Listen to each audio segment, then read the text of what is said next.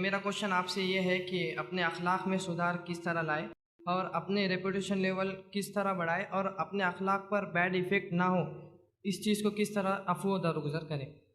بھائی نے سوال کیا ہے کہ ایک اپنے اخلاق کو ہم کیسے اچھے بنائیں، اس کی طرف کیا کریں، اور برے اخلاق کے تعلق سے ہم کیا کریں۔ اور بھائی جو ہے کالج جاتے ہیں تو ایک چیز اس میں ضرور میں وہ کروں گا کہ صحبت، ماحول جو ہوتا ہے نا، اس کا بچوں پر بڑا اثر ہوتا ہے۔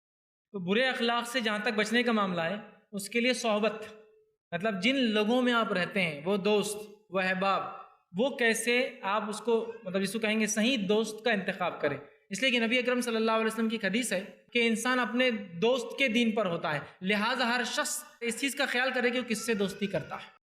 تو لہٰذا ہمیں یہاں بتایا گیا کہ دوست کا بڑا اثر ہوتا ہے انسان پر، لہٰذا آپ کوشش کریں سب سے پہلے ایز اے اسٹوڈنٹ اچھی صحبت میں ہم رہیں تو بہت ساری اچھی عادتیں خود آ جاتی ہیں۔ میں نے ایسا بہت سی بار دیکھا ہے کالجز میں اور کالج لائف کے بعد یونیورسٹی لائف میں، بہت ساری برائیاں صرف اسٹوڈنٹ اس لیے کرتے ہیں کہ وہ اپنے آس پاس کے دوسرے اسٹوڈنٹس کو کرتے ہوئے دیکھتے ہیں، جس کی ایک سب سے اعلیٰ مثال اسموکنگ ہے آج کے دور میں۔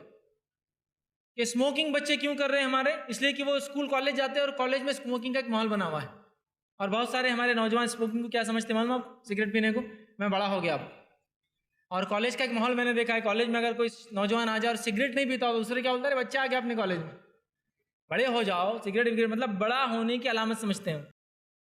یہ پورا انوائرمنٹ اس کو مجبور کرتا ہے اور وہ اسموکنگ کی طرف چلا جاتا ہے۔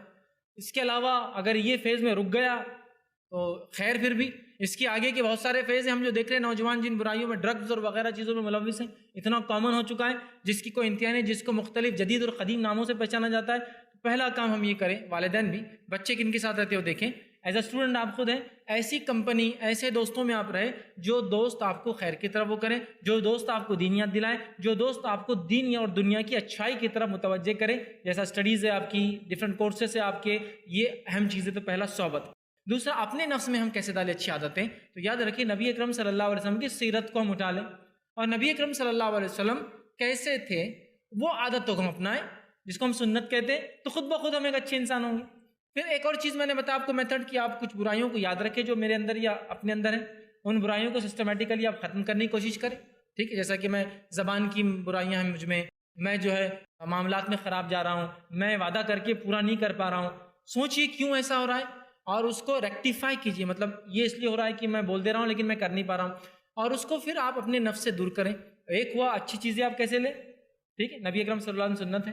دوسرا ہوا برے صحبت سے آپ بچیں، اور تیسرا جو برائی ایکچولی ہے اس کو سارٹ آؤٹ کریں، اور سارٹ آؤٹ کرنے کے بعد اس کو دھیرے دھیرے اپنے نفس سے نکالنے کی کوشش کریں۔ اور میں نے ایک میرا اپنا تجربہ ہے، اپنی پریکٹیکل لائف کی بات کر رہا ہوں، رمضان کو سب سے بہترین موقع اور سیزن پایا جس میں بہت ساری برائیوں سے میں اپنے نفس کو بچاتا رہا اور ٹک کرتا رہا کہ ہاں یہ تھی، اس میں سے اب یہ نکالنا ہے۔ اور رمضان ایسا ایک فل سٹاپ ہوتا ہے، ایک طرح سے روزہ ہے، روزے میں آدمی جو ہے بہت ساری برائیوں سے رکا ہوا ہے۔ ایک تو منہ، مطلب کوئی اگر حرام چیز کھاتا پیتا رکا ہوا ہے، دوسرا بولنے میں بھی احتیاط کرتا ہے۔ بہت سے لوگ ہوتے ہیں نا، روزے کی حالت میں اب کسی نے خراب کام کر دیا، اب روز کی عادت کیا ہے، خراب کام ہوا تو گالی دینا۔ اب روزے میں کیا بولتا ہو، بڑے مغرب کے بعد مغرب کے بعد، افطار کے بعد، ابھی روزے میں نا ابھی بخش دے رہا، افطار کے بعد بتاؤں گا دیکھو پورا دن بھر کا جمع کر کے ایک ساتھ ابھی اس گالیاں دوں گا، ہے نا۔ تو گویا روزے نے زبان کو روک دیا، روزے نے حرام کھانے کو روک دیا۔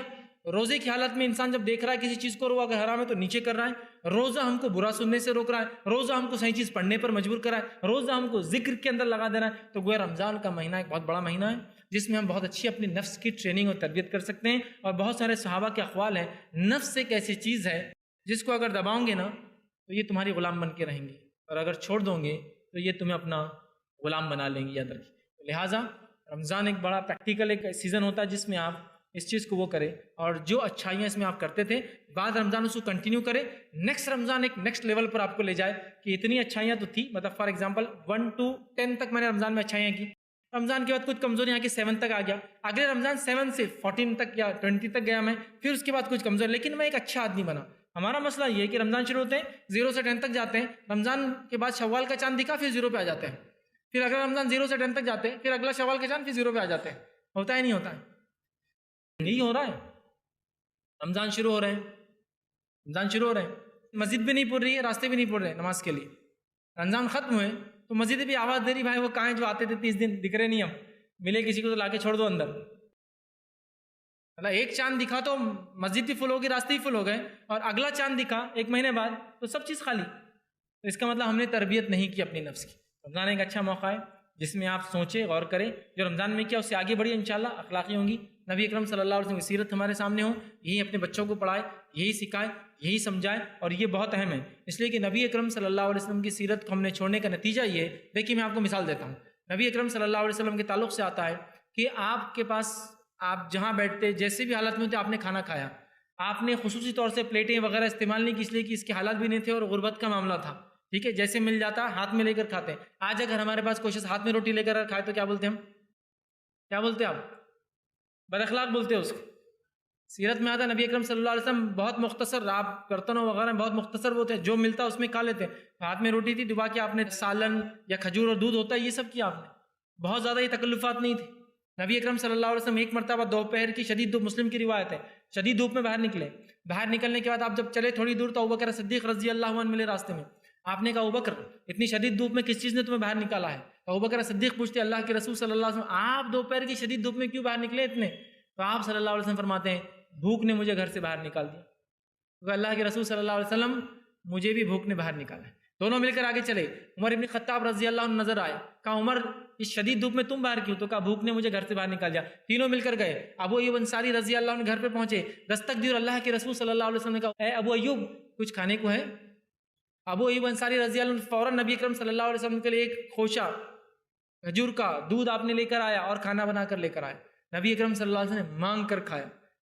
اخلاق سکھا بھی رہے تو نفی والے الٹے اپوزٹ اخلاق سکھا رہے ہیں. تو اخلاق وہ ہے جو نبی اکرم صلی اللہ علیہ وسلم زندگی سے ہمیں ملتے ہیں، اس کو ہمیں سیکھ کر اپنے بچوں میں وہ اخلاق ڈالنے کی بہت سخت ضرورت ہے. تو یہ انشاءاللہ کچھ پریکٹیکل ٹپس ہو سکتے ہیں انشاءاللہ جو آپ کے لیے فائدہ مند ہو سکتے ہیں.